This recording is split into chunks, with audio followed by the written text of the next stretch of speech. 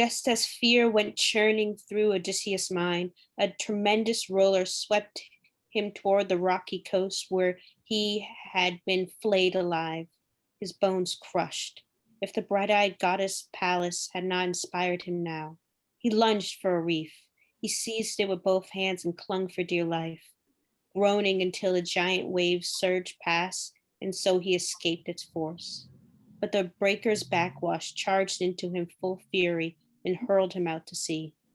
Like pebbles stuck in the suckers of some octopus dragged from its lair, so strips of skin torn from his clawing hands stuck to the rock face.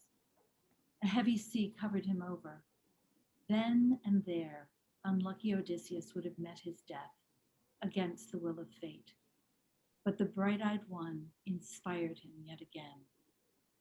Fighting out from the breakers, pounding toward the coast, out of danger he swam on, scanning the land, trying to find a sea beach shelving against the waves, a sheltered cove, and stroking hard he came abreast of a river's mouth, running calmly, the perfect spot, he thought, free of rocks, with a windbreak from the gales. As the current flowed, he felt the river's God and prayed to him in spirit. Hear me, Lord, whoever you are.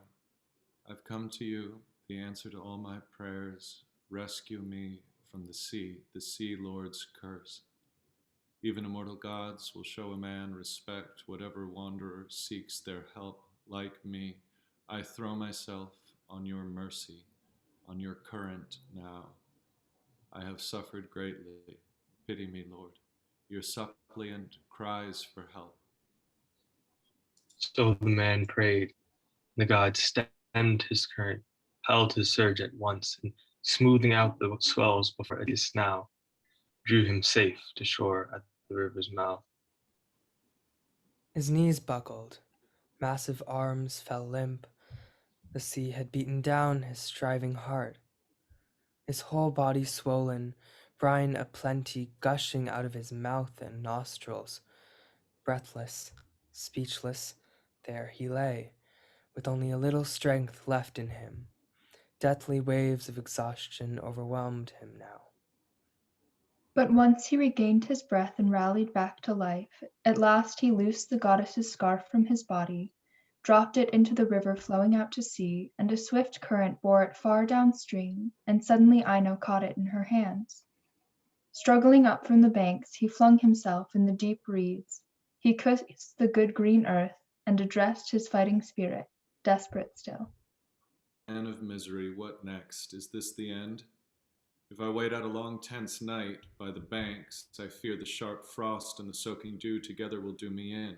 I'm bone weary, about to breathe my last, and a cold wind blows from a river on toward morning.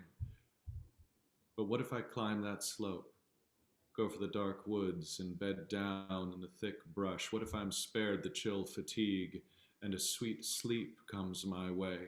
I fear the wild beasts will drag me off as quarry.